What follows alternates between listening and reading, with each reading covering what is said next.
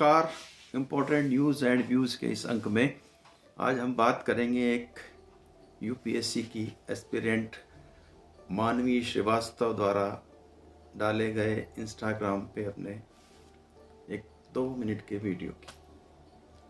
इतने दुख और इतने अवसाद में उन्होंने ये वीडियो डाला है कि उसको सुन के आपकी रूह कांप जाएगी। मानवी श्रीवास्तव जैसे कई लोग, सैकड़ों हजारों लोग दिल्ली में मुखर्जी नगर जैसे एरिए में दड़बों में रह कर के सपना देखते हैं यूपीएससी क्रैक करने का। उस यूपीएससी को जिसमें साल में कोई 500 से 800 पद निकलते हैं, जिनमें 50%, 60%, तो 60 हो गया है, 60% से अधिक आरक्षित होते हैं पद। केवल 100 पद निकले हैं तो 40 पद आम कंपटीशन के लिए होते हैं, बाकी लिमिटेड कंपटीशन के लिए होते हैं। कई लाखों रुपया खर्च करके कई अच्छे से अच्छे कोचिंग इंस्टीट्यूट में जाते हैं और इतनी गलाकाट प्रतियोगिता होती है कि एक एक 2-2 नंबर से इसमें लोग संघर्ष करके पीछे रह जाते हैं। यहाँ मानवी श्रीवास्तव अच्छी पढ़ी लिखी लड़की है। वो कहती है कि मेरे 5 साल बिगड़ गए और मैं इस परीक्षा को क्रैक नहीं कर पाई। अब मैं अवसाद में हूँ, न तो मैं अब कॉर्पोरेट में जा सकती हूँ, कॉर्पोरेट में जाने की सोचती हूँ तो मुझसे मेरा रिज्यूम ही नहीं बन रहा है, जबकि मेरी उपलब्धियाँ शैक्षणिक इतनी अधिक है कि एक एक को लिखने में मुझे एक एक पेज लगे, इतना बड़ा है, लेकिन मेरे को याद नहीं आ रहा कि मैं क्या करूँ, मैं खुद को भूल गई हूँ, उनका ऐसा कहना है। मानवी कहती है कि लोग कहते हैं, या ये जितने कोचिंग इंस्टीट्यूट वाले राव और दिव्य कीर्ति साहब हैं, या मुखर्जी नगर के और अनेक कोचिंग इंस्टीट्यूट है, सब कहते हैं, कई बार जो सफल एस्पिरेंट होते हैं उनके इंटरव्यूज़ भी आते हैं और वो कहते हैं कि नहीं साहब, आप कट जाइए, आम आदमी से कट जाइए, अपने दोस्तों से कट जाइए, अपने परिवार से कट जाइए, बस पढ़ाई और पढ़ाई करते रहिए। 18 घंटे 24 घंटे में 6 घंटे की नींद दीजिए और 18 घंटे पढ़ाई करिए। लोग इसी को फॉलो करते हुए पढ़ाई करते हैं, अपना सर्वस्व दे देते हैं। जिस तरह से मानवी ने कहा कि मैंने अपने 5 साल मेरे अपने जवानी के, उसने स्पष्ट ये भी कहा है कि मैंने अपनी जवानी के 5 साल इसको दे दिए हैं। न कहीं गई, न दोस्तों से बात की, न कोई पिक्चर देखी, न सोशल मीडिया पे एक्टिव रही।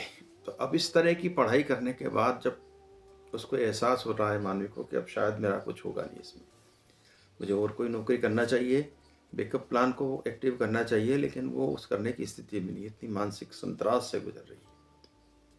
तो इस बारे में हमें क्या विचार करना चाहिए? ऐसे कई वीडियो पहले भी आए हैं, लेकिन एक लड़की ने इस तरह का बयान किया है। अब आप देखिए कि जिस तरह से प्रतिस्पर्धी परीक्षाएं होती है जनरली नौकरी के लिए, जो खास करके अच्छी नौकरियां मानी जाती है, IAS, IPS, IFS, Indian foreign service और अन्य एलाइड सर्विसेज जिनमें रेलवे, फाइनेंस और बहुत सारे भाग होते हैं, मान लो सब मिला के 800 से 1000, अब तो 800 पे निकलने लगी है, पहले 200, 300, 400 निकला करते थे। पर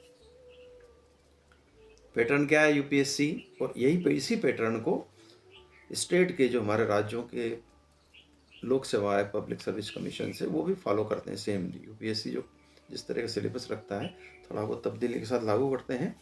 अब इसमें होता क्या है सर कि जैसे 3 लेवल पे एलिमिनेशन होता है इन परीक्षाओं में। पहला तो प्रारंभिक परीक्षा पास करना होती है, 1:10 के रेशो में वो पास करते हैं। मान लीजिए 1000 पद हैं तो 10,000 लोगों को वो शॉर्ट लिस्ट करेंगे मुख्य परीक्षा के लिए। स्टेट लेवल में कोई 1000 पद तो निकलते नहीं है, कई बार 200 निकलते हैं, कई बार 100 निकलते हैं, कई बार 300 निकलते हैं। अब आप देखिए, बड़ा प्रदेश है और 300 सिविल सर्विस की एग्ज़ाम होती है। तो स्टेट लेवल में भी क्या होता है, स्टेट लेवल में राज्य प्रशासनिक सेवा होती है, जिनको डिप्टी कलेक्टर के रूप में इंडक्ट किया जाता है, राज्य पुलिस सेवा, DSP, और इसके नीचे विभाग के अधिकारी होते हैं, लेखा सेवा के होते हैं, एक्साइज के होते हैं, पंजीयन के होते हैं, बहुत सारे छोटे छोटे। और इसमें फिर भी लोक सेवा आयोगों में क्लास 3 पद भी रखे दिए हैं, नायब तहसीलदार के, एक्साइज इंस्पेक्टर के, या कोऑपरेटिव इंस्पेक्टर के, नगर पालिकाओं के, इस तरह से कुछ पद क्लास 3 भी होते हैं, क्लास 2 और क्लास 3।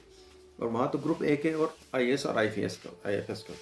इन सब परीक्षाओं का पैटर्न जो होता है, वो मैंने बताया आपको कि 1:10 के रेशो में प्रीलिम करने लगे हैं आजकल। ये 300 पद हैं तो 3000 लोगों को शॉर्ट लिस्ट करेंगे, 3000 लोग मुख्य परीक्षा लिखेंगे। सब्जेक्ट होते हैं उसमें, कई जगह सब्जेक्ट के बजाय GK होते हैं, जो भी अलग अलग पैटर्न है। यूपीएससी में एक सब्जेक्ट लेना पड़ता है, बाकी के 7 पेपर होते हैं। अब ये परीक्षा हो गई मुख्य परीक्षा।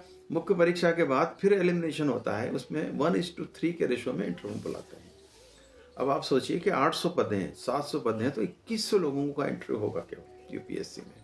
इसी तरह स्टेट में यदि 300 पद हैं तो 900 लोगों का इंटरव्यू होगा। कौन लोग 900 होते हैं? जो 1 लाख, 1.5 लाख, 2 लाख लोगों में ऊपर आते हैं। स्टेट सिविल सर्विसेज में भी 1 लाख लोग आजकल एस्पिरेंट होते हैं, और वो 1 लाख में से 900 लोग इंटरव्यू देने जा रहे हैं यदि 300 का है तो। 700 पद यूपीएससी ने निकाले हैं, तो वहाँ भी 2-3 लाख लोग बैठते हैं, और उनमें से 21 लोग इंटरव्यू देने जाते हैं। उन 2100 में ये मानवी श्रीवास्तव जैसी लड़कियां भी होती जो काफ़ी मेहनत से मेन एग्ज़ाम निकाल लेती है। कई लोग प्री नहीं निकाल पाते हैं, 2 साल 3 साल संघर्ष कर लेते हैं, कई मेन निकाल लेते हैं।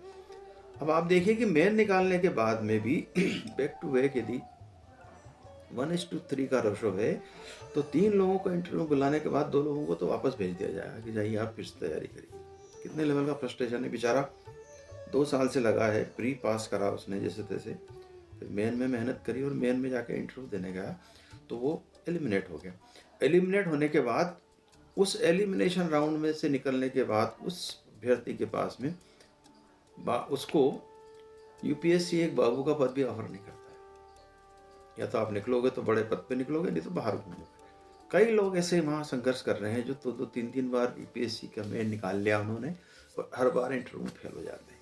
पैटर्न क्या है हमारे यहाँ कि 250 नंबर का, जैसे मान लीजिए कोई 2150 या 2000 नंबरों का टोटल वो परीक्षा का पैटर्न है मेन एग्जाम का, उसमें 10% नंबर इंटरव्यू के रख देते हैं।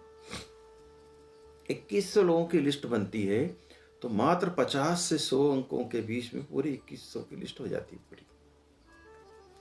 अब 50 अंक के अंतर से 50 अंक किसी को ऊपर आए तो वो रिटर्न में ऊपर है 1 नंबर पे, और 50 नंबर कम आए तो आखिरी नंबर है। सब जा रहे हैं इंटरव्यू देने 2100। उनमें अब इंटरव्यू बोर्ड के बैठे हुए विद्वान इंटरव्यू करता है किसी को, मान लीजिए 250 नंबर का मिनिमम मैक्सिमम मार्क है इंटरव्यू के, तो किसी को 200 दे देते हैं, किसी को 50 दे देते हैं। उनकी इच्छा के ऊपर है, या उसको लगता है अयोग्य मान लेते हैं उसको। अब बेचारा इतनी मेहनत करके निकला है और वहाँ जाकर अयोग्य मान के उसको बाहर कर देते हैं। कितने बड़ा अधिकार है। इसी तरह से पीएससी बोर्ड में भी होता है, और इन्हीं नंबरों के खेल के कारण कई बार विवाद हुए हैं। राज्यों के भर्ती बोर्ड तो बहुत बदनाम है लोक सेवा आयोग के, जो मनमर्जी से नंबर देते हैं, मनमर्जी से सिलेक्शन करते हैं।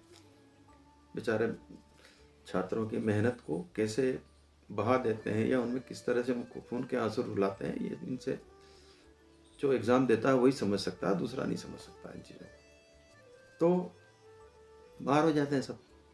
अब ये ऐसे फ्रस्ट्रेशन के शिकार हैं लोग जो लगातार कुछ पाने की तमन्ना में कोई प्लान बी नहीं रखते हैं, या प्लान बी रखते हैं, या उसको पूरी तरह समर्पित हो जाते हैं। ऐसे लोगों के लिए कोई कहीं समाज में स्थान नहीं है। सफलता पूजी जाती है, असफलता को कोई देखना नहीं चाहता उसकी तरफ पलट के।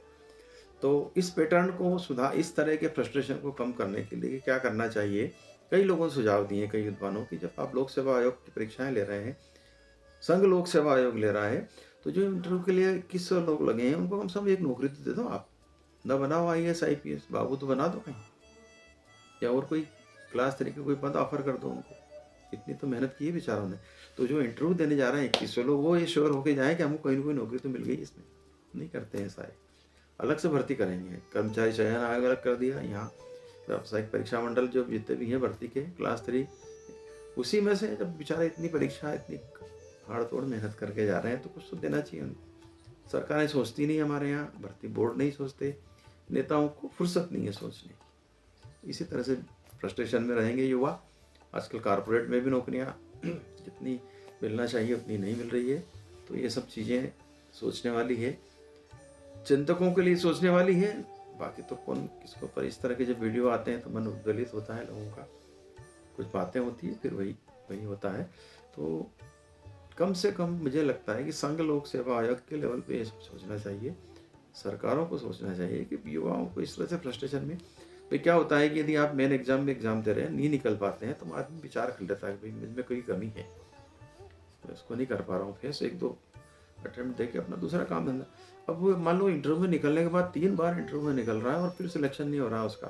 फिर भी आप 250 में उसको 25 नंबर पकड़ा रहे हैं, 50 पकड़ा रहे हैं, और फाइनल लिस्ट में यदि नहीं आता है तो वो दुगने फ्रस्ट्रेशन का शिकार होता है। तो कई लोग पगलाए घूमते हैं बेचारे, कई आत्महत्या कर लेते हैं। तो हमारे युवा हैं, ये सब इंटेलिजेंट है। जो इंटरव्यू निकाल दिया है, जिसने रिटर्न निकाल दिया है, वो कम किसी भी इंटेलिजेंसी से कम नहीं है। इतनी कड़ी प्रतिस्पर्धा है, उसको क्यों आप इस तरह से जाया कर रहे हैं? कुछ न कुछ सोचना चाहिए इसमें हमारे नीति नियंता को। और मानवी जैसी बच्चियों को यही कह सकते हैं हम कि भाई फ्रस्ट्रेशन की ज़रूरत नहीं है, पूरी जी जान से पढ़ाई करिए, लेकिन उसमें जान मत झोंकिए और उनको विकल्प बना के रखिए, तैयार करके रखिए। जीवन है, बहुत सारे विकल्प आएंगे। आज बस इतना ही। नमस्कार।